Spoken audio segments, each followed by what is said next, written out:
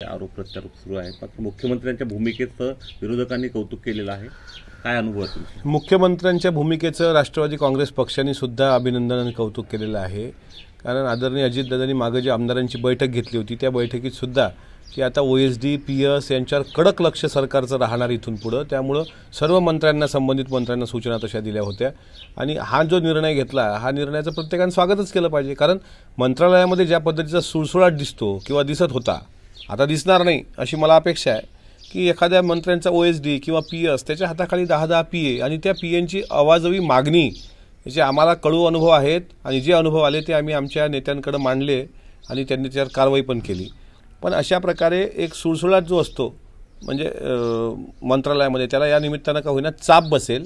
मात्र मुख्यमंत्र्यांचं याबद्दल खरंच अभिनंदन केलं पाहिजे. तुमचा अनुभव नेमका कोणाच्या संदर्भात आला होता? काय माझा अनुभव होता शेतरस्त्याच्या संदर्भामध्ये. महाविकास आघाडीच्या काळामध्ये शेतरस्त्याच्या कामासाठी मी संबंधित मंत्र्यांच्या एका PA माझ्या संपर्कात आले आणि त्यांनी इतके किलोमीटर करता इतके जर तुम्ही दिले तर कदाचित ते कामं लवकर होतील. कारण माझ्या जिल्ह्यातल्या एका व्यक्तीने थोडी आर्थिक देवाणघेवाण करून काही कामं मंजूर करून आणली होती जो व्यक्ती पदावर पण नव्हता.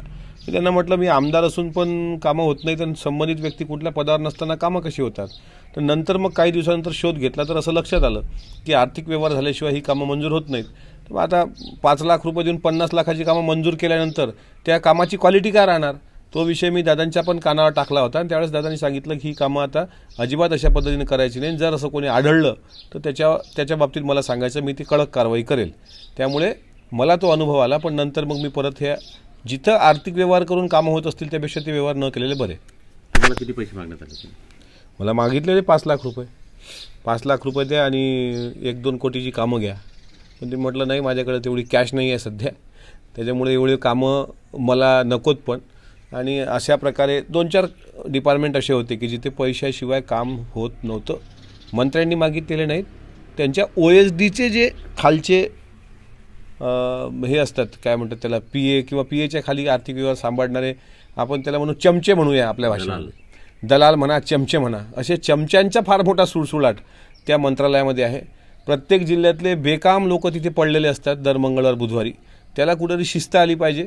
आम्ही मुख्यमंत्र्यांना मागे विनंती केली होती आणि आता समजतं की फेस ID शिवाय आता मंत्रालयात प्रवेश मिळणार नाही नाहीतर हा सुळसुळाट होईल.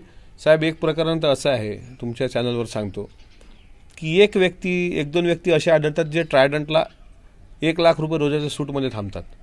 काम काय असतं त्यांचं ते फक्त मंत्र्यांच्या OSDला भेटतात काही आर्थिक व्यवहार करतात आणि त्या भरोश्यावर ते 1-1 लाख रुपये रोजाच्या सूटमध्ये ट्रायडंटमध्ये राहतात. काम काहीच करत नाहीत पण कामं मंजूर करून देतात इतर आमदारांचे.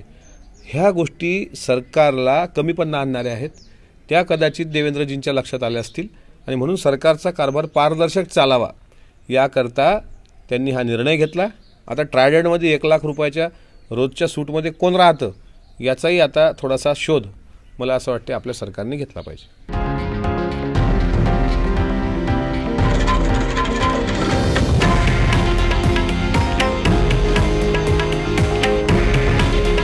हे आहे देशातील नंबर 1 न्यूज नेटवर्क आणि आपण पाहत आहात TV9 मराठी. काळजी तुमची, हित महाराष्ट्राचं.